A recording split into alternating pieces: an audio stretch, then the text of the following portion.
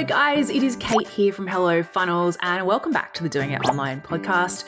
Today we're getting a little reflective. It's the end of the year or almost, and it's time to have a little bit of a sit down and a reality check, and let's have a look to see if you made some of the bigger mistakes, especially marketing mistakes, I saw people making this year. And the reason I want to go through these big mistakes I saw people making is so that you can be aware of them, you can notice them, and you can make sure you don't make them again next year, so next year can be better than ever. Are you ready? Awesome. Let's dive right on in. So as I mentioned, guys, end of the year, and yeah, there's definitely been a few marketing mistakes that have bubbled up that I'm seeing people make again and again, both clients, friends, hell, even sometimes myself. The very first one of those, and this is one I think is very easy for people to do and to fall into, is when it comes to your marketing, when it comes to your messaging, when it comes to how you're creating content, how you're showing up online, is that you are getting a little too inspired by someone else out there doing what you want to do, and you end up kind of pretending to be them, or not pretending to be them, but just trying to adopt, maybe it's certain personality traits or certain phrases or certain styles of content that just aren't you. And usually this happens because you're scrolling through your feed and you're like, oh, that looks cool. Like, I'd love to do something like that. And there's nothing wrong, absolutely, with experimenting and, trying out new ideas. But you've got to take that moment to make sure it fits and to make it your own. So you can't just go and say, hey, this person's really successful and they're successful because they're totally bright and bubbly and they're always doing this. If that's not actually how you come across, if that's not just authentically you, and I hate that word authentic because it gets thrown away around way too much, but it's true. You can't go out there and try and pretend like you are someone else and hope that because that works for them, it's going to work for you, because it's not, because it works for them because that is them. And people resonate with that. And you don't want to try and just be a 2.0 version of someone else. You need to come out and figure out how to be engaging and to connect in your own way with the people who will connect with you. And so you've got to do that by being yourself. So yes, it's great to get fresh ideas and to get inspiration, but just make sure that you're not starting to try and sound like or look like or act like or even market like someone else just because you think that is what you should do, because you have to be like that person to be successful. That's 100% not true. On to number 2.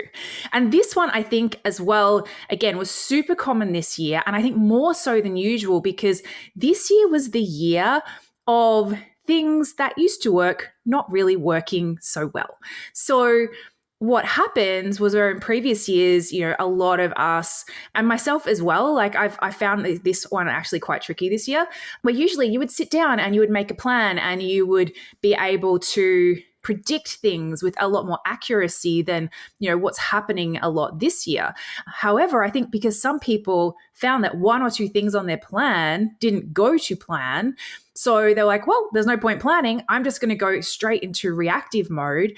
And rather than marketing intentionally, setting up promotion plans or setting up funnels or creating content that's all leading towards an end goal, because a couple of those end goals didn't pay off, you're like, well, I'm just going to go back to throwing spaghetti on the wall mode. And again, while it is important and we do have to be testing new things, particularly if a key strategy that you might have used before is now underperforming, you don't want to go so far in the other direction that there is no plan, that it is all just reactiveness. Because with that, that's exhausting. That's really hard for you to plan, I guess is what I'm trying to say, which makes it really, really hard to run a business. So even when you are in those instances where you're like, well, we normally used to do this kind of launch, we do it a couple of times a year, and this would be the results I would expect. But this year it's been nothing like that. Rather than throwing the baby out the bathwater and go, okay, we'll just wing it from now, you still want to have some plans in place. You still need to have some structure, but you just need to be less attached to the outcome. and to go in with that real, okay, so yes, we're going to be doing a promotion. We're going to still do our best and do everything we need to do in the lead up to that.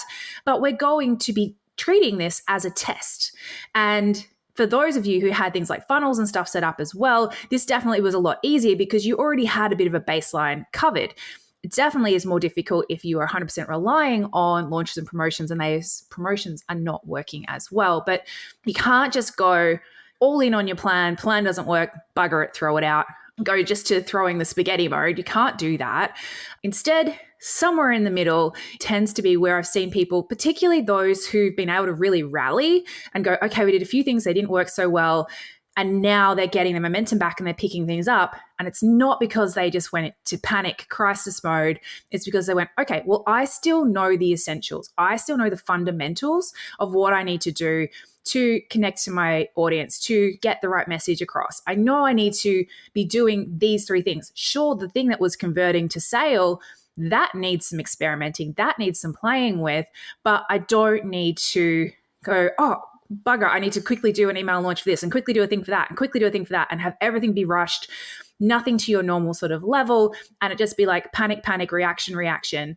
And you kind of end up digging yourself into a hole where you're doing a whole lot of little things not very well. None of them are working because you haven't been able to put the proper care or attention.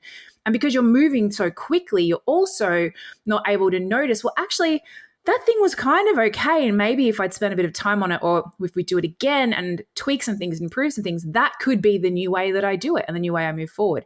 When you're in reaction mode all the time, you're not going to be able to see those little breadcrumbs of where you now need to start taking things. So that's number 2. And that's probably, to be honest, it's probably the biggest thing that I've seen this year is like people getting rid of the plan, throwing away the fundamentals, even though the fundamentals are still, relevant and still, important, and just going, panic this, panic that. And yeah, it can be really, really scary and frustrating. So I get that, guys. But if that was kind of how you felt this year was, let's make a plan. Let's get back to being planned for next year, okay? All right, mistake number 3. And these kind of are related, but that is that you spent most of your year, most of your energy and resources in the marketing you did on what I call single-use marketing. So you spent a lot of time on creating reels or creating content that goes into Instagram or TikTok or one of these really short form platforms where they only last a couple of days and then it's gone. Rather than spending your energy and your time on creating both evergreen content and also more evergreen or systemized ways of marketing. So the same with launches and promotions and things are for people who were doing that kind of scattergun panic approach. That means it's an awful lot of your time has been spent creating things from scratch, new things. You go, okay, well, that didn't work so well. Throw it out. Let's try this completely new thing, which means we need new landing pages, new sales pages, new this, new emails, new everything. And all right, that didn't work. So we'll get rid of that, start again. Like that's so much effort, guys, so much time spent and care and resources and energy spent on things that you don't get to use again. You need to flick the switch, particularly now, I think now more than ever, to be going, okay, well, how can we, even in this testing mode, making sure we're focusing on, that old cliche of working smarter, not just working harder. Like, what can we be repurposing? What can we notice? Okay, that worked. Let's keep it. Can we be more intentional with the things that we're creating and going, or can we create something that, if it does work how we want it to, that we can go and use it again and again, or that if it works okay, rather than, again, scrapping it all, we figure out a way to run it again, to make some adjustments to see if we can improve it rather than going back and starting from scratch. Like this is where people get stuck. I know I harp on this quite a bit, but yes, there's always a place for testing, but that testing needs to be testing how can we improve and make these incremental improvements, not how can we test a whole new thing. If it doesn't completely change our business, throw it out, start again, because that's where you get stuck in beginner mode and you never get to move on to mastery and layering on these things that have mastered. And that's the whole why I have my business, because it's all about helping people to create these systems in their business that you create them once, you spend some time refining them, and then they are always there working for you and supporting you and being a real foundation and platform for even when there are ups and downs, that you can still go, okay, well, I know I still have this base.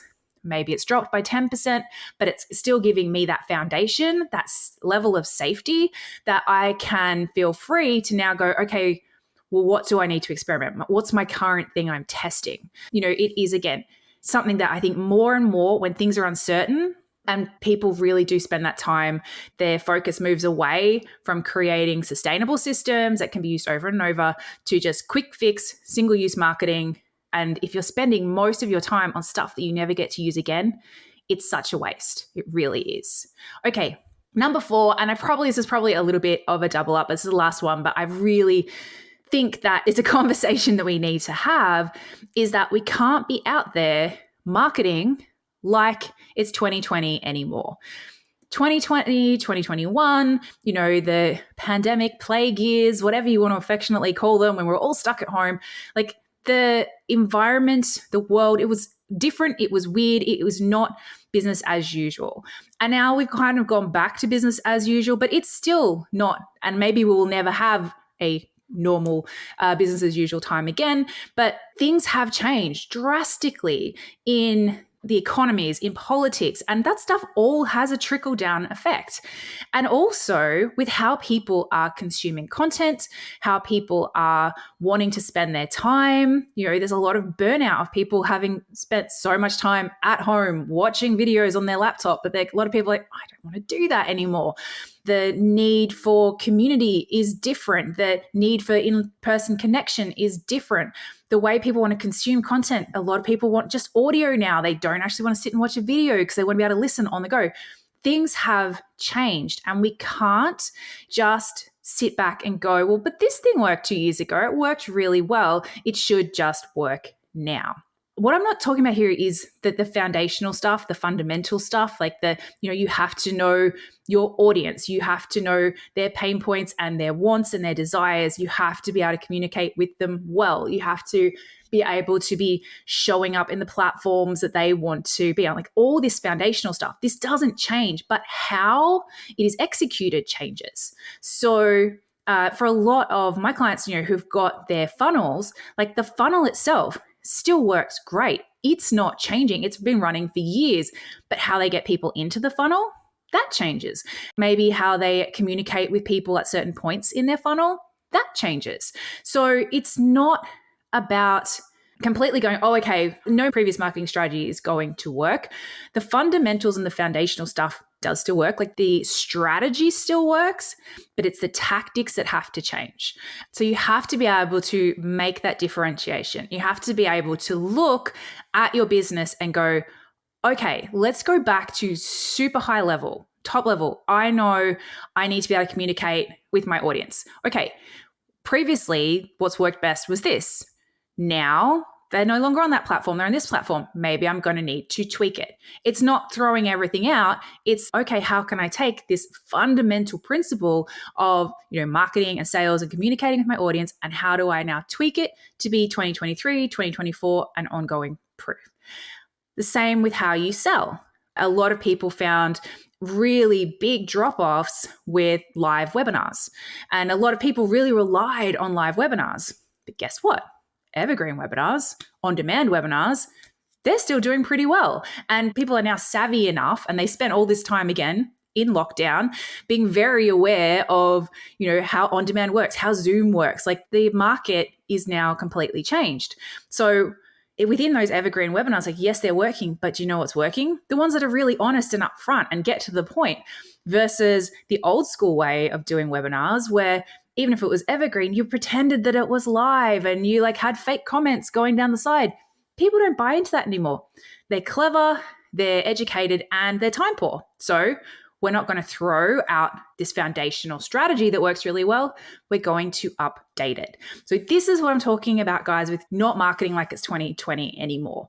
It's let's look at those key pieces. And the same with live launches. I know a lot of people are finding their live launches are just not converting like they used to. So what has to change? What has to be different? Like, we still need to be showing up and connecting. We still need to be giving great value. We still need to be making offers. But does the offer need to be tweaked? Does the format of how we're doing this engagement piece need to be tweaked? Maybe people don't want to go into a Facebook group anymore.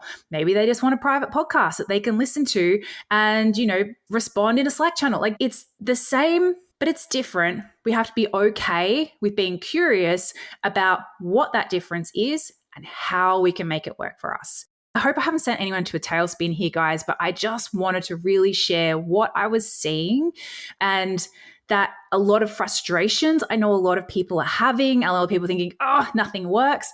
And it's not true, because there are people out here all this year, being very, very successful and doing things that are not completely, whole new strategy kind of things.